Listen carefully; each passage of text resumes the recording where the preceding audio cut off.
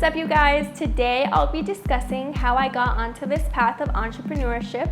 I'll be talking about how I started my Amazon business, how I became an insurance agent, and how I started my YouTube channel.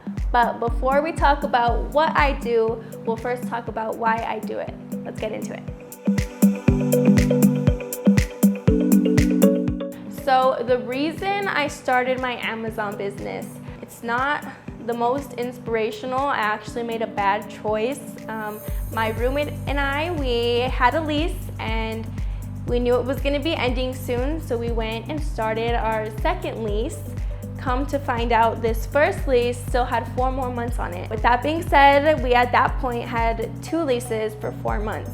And instantly, literally within those seconds, I just went to my bedroom and I started making a pile of all types of things: clothes, shoes, my comforter, my sheets, so many things that I had. And by the very next weekend, I had sold so much of my stuff to try to make up for that money I was gonna need to pay. And that yard sale that I had did give me breathing room. So I had about a month where I needed to find something that would help me come up with more money to pay the other 3 months of rent. I literally started on my phone searching side hustle. And I knew that the algorithm would pick up, which is crazy, but so I would go to Pinterest and search side hustle, YouTube, Instagram, literally everything, Google.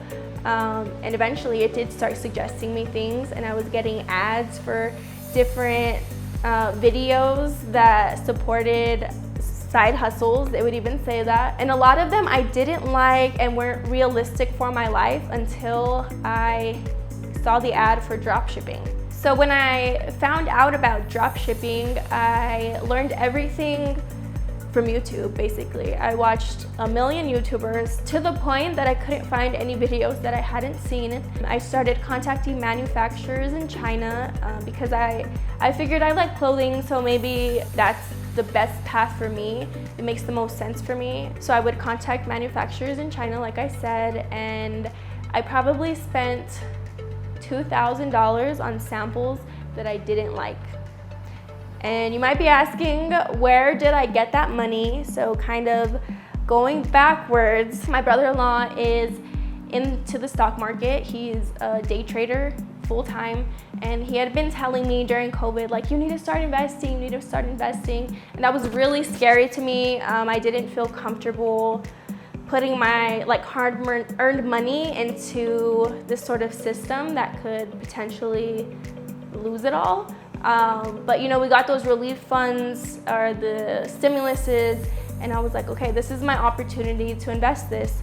I did want to buy things that kind of didn't matter or that would give me immediate gratification, but I thought this is my opportunity to just test it out. So I put that money in there, and I saw it started to grow, and then I got my tax return and I put that in there. And then slowly I started putting my checks. Well, that money ended up doubling and then tripling, and I had this savings that I was willing to invest into this company. So tip number 1, start investing. I was able to have those funds to put into my Amazon business. So I did that with the samples, didn't like them until finally I found one that I really loved. It was good quality. I started working with actually 2 different manufacturers with my 2 different loungewear sets. And there were a lot of challenges. I'm really grateful that I was every YouTuber, like, you can go check, you'll see me in the comments like, can you help me? Can you help me? And eventually I found someone who was like, yeah, I'll help you. So we started meeting on Google Meets, and he was in Pakistan and he became my assistant. So that was really interesting. There was a huge time difference, and like, I'm not crazy. I wasn't sending him like $1,000 at a time. He would do a job and I would pay him, and he really helped the productivity of that whole launch that I had. Eventually he did ghost me, but I didn't lose out on that much money. It was just like a little bit. Yeah, that was sad. But anyway, I think that Amazon venture was one of the things I'm most proud of because it took 6 months. People would ask me, when are you gonna launch? When are you gonna launch? And I hated that question so much because I didn't know.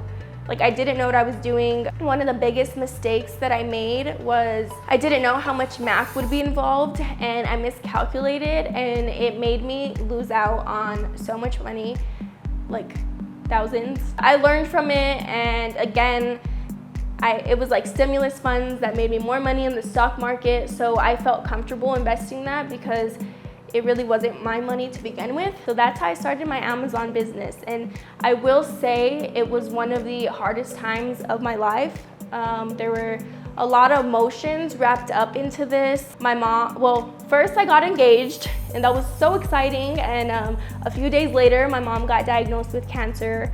And then I had all this money I needed to come up with to pay my bills. It was just a lot of emotion that I honestly was depressed in that season of starting that business. And my main motivator was really, I need to put this money down on this project before I get too sad that I can't complete it. Because if you put thousands down, you're gonna work, even if you're sad. So that's how I started that business. And what really got me on the path of entrepreneurship was not the Amazon business itself or the clothing even. It was the fact that I couldn't work on my own business until 9:00 p.m. And when I took a step back, I was like, wait, this is kind of backwards. How is the one thing I want to work on? How do I not have time for it? And that's when I was kind of like, wait, I don't really like not having any time in the day for myself. And that's when I decided, you know what, there's two things I want in my life. I want freedom with my time, and I want financial freedom. And that's what got me into the insurance industry. Okay, so becoming an insurance agent. I think this is the one that shocked everyone, including my family. Not shocked in like, that's so cool, but shocked in the way, what are you doing? Because it was super random, and it didn't go with what I was doing, but it fit what I wanted, time freedom and financial freedom, and that's why I did it. I think in retrospect, the money I'm making from being an insurance agent is funding another dream of mine of having a YouTube channel. So what got me started with this job is a friend of mine. I just started to see her lifestyle change, and she was working from cool places, and it was just intriguing to me. So I asked her, I just DM'd her, dude, what are you doing?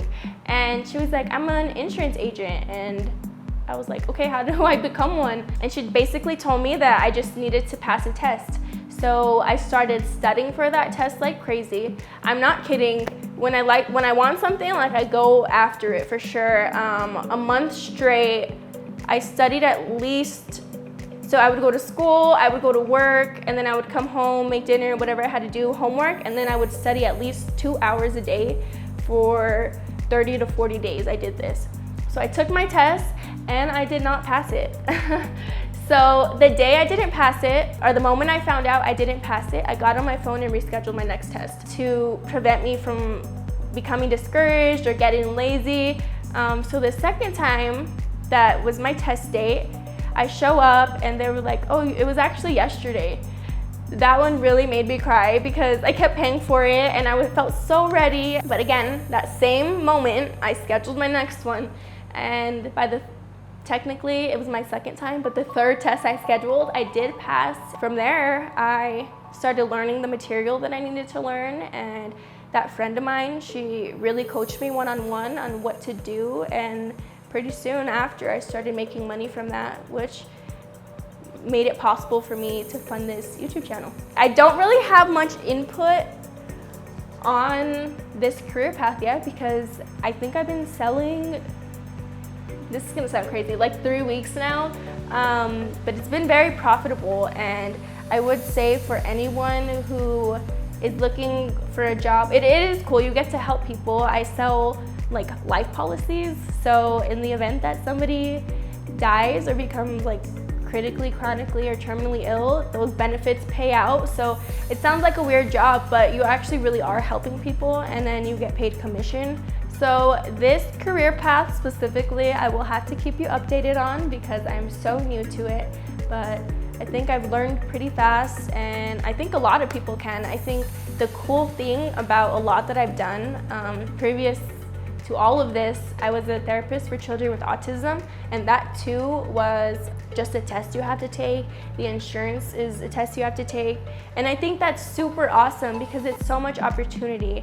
I'm currently in college, but I don't think you don't necessarily need a degree anymore, and you can do really cool things without one. Prior to getting my insurance license, I thought about getting a real estate license. The reason I didn't is because the way it is now, your income is kind of dependent on the market. Whereas insurance, I saw more of an opportunity there because we all need it. Like, we're all gonna die. We all need something to cover us. That's the reality. So there's always people that need to be protected. So my YouTube channel, this is the newest journey in my life so far.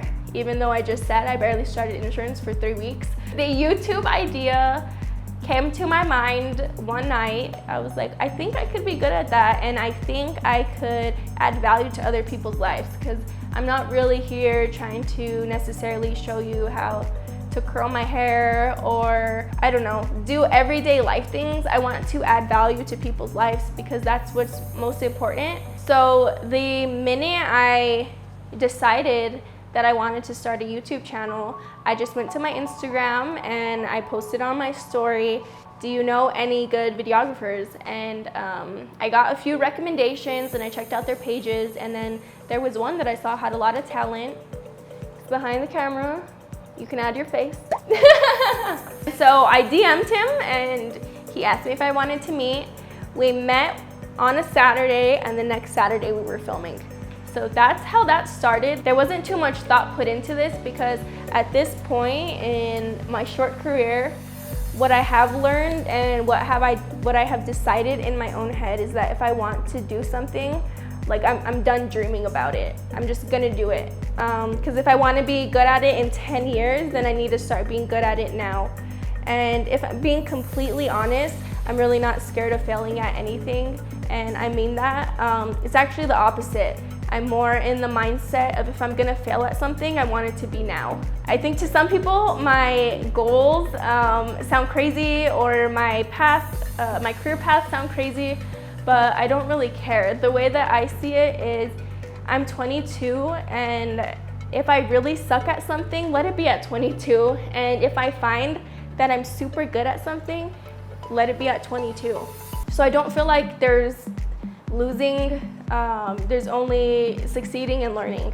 And that's really my perspective on it. If there is anything I can leave you guys with, it would be there's never the right time. Delayed gratification is a good thing. And my last one would be to start investing your money. That kind of goes with delayed gratification as well, because when we get paid, it's so exciting, but eventually that money is going to accumulate, especially in the stock market. That's the route you choose to go, or at least have a savings account where you're putting a portion of money into, because when you do have a dream, sometimes it takes money to make money, and you can always pull from that. I hope this video helped you guys. Please put in the comments if you can relate to this, and like it if it was helpful to you. And lastly, don't forget to buy from my Amazon. Let me know if you need insurance, and subscribe to my YouTube channel.